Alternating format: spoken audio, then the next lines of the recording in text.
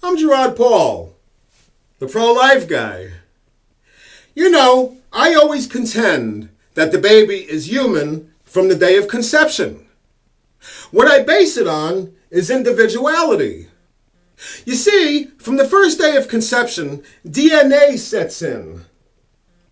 The baby's facial features, and eye color, and hair color, and IQ, and personality, and how big or small or fat or skinny they're going to be, sets in on the first day of conception. You see, I contend that if you abort that baby after the first day of conception, that you're killing an individual. You are killing an individual DNA. DNA never exists twice. So therefore, once you kill that child will never ever have a chance to exist ever again. Anyway, with that, because I say that a lot in my videos, I get pro-choicers who say, well, if you're going by that type of thinking, what about masturbation? Every time somebody masturbates, they're killing a baby. Well, no, that's not true. And I get that argument a lot, maybe 2-3 times a week. People PM me, message me, and send me that type of message. That's not true, and I'll tell you why your argument doesn't hold water. There's 3 reasons. Number 1, people have wet dreams. Are you going to tell me every time somebody has a wet dream that they're aborting a baby? That's number 1. Here's where my argument gets stronger and yours gets weaker. On number 2. Anytime somebody has intercourse, a few million sperm are released. Only 1 sperm makes it into the egg. The rest of them are discarded. Does that mean there were millions of abortions because of those millions of sperms that didn't make it into the egg? Of course not. And number 3, on this one, this is where your argument really, really falls apart. See, you can't abort. You cannot abort that baby until the sperm reaches the egg.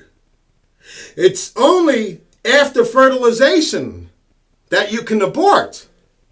See, you cannot abort before that. So therefore, your argument about masturbation being abortion doesn't hold water. Now, if you've had an abortion, look, I'm not out here to pick on women. I'm not out here to step on people who've had abortions and say, you.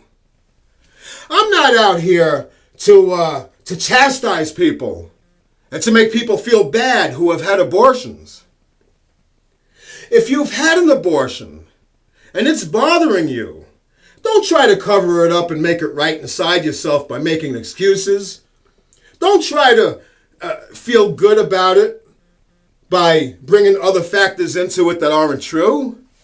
If you've had an abortion, go out and tell somebody else who you know that's thinking about an abortion, or somebody else that you know who's pregnant.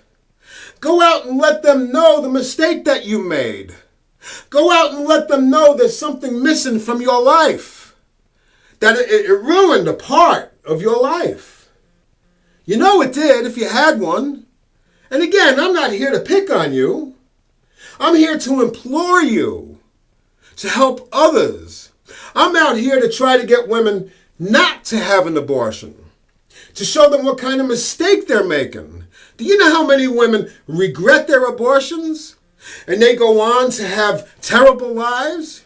Now, maybe not everybody, even though everybody feels a little piece of their life is missing, especially when they have other babies, because they always wonder how that first baby would have been. But you do have women out there who end up going into alcoholism, or they become drug addicts. Some even commit suicide, or some just have really, really terrible lives, and you got to feel sorry for those people. Now, if those people would have turned around and helped somebody else not to have an abortion, Maybe it would have turned their whole life around. And that's what I'm asking you to do. If you've had an abortion and you feel bad about it, let somebody else know. Help somebody. And by helping somebody, you will be helping yourself. Anyway, I thank you much for watching my video, as always. And like I always say, life is a miracle. Save the babies.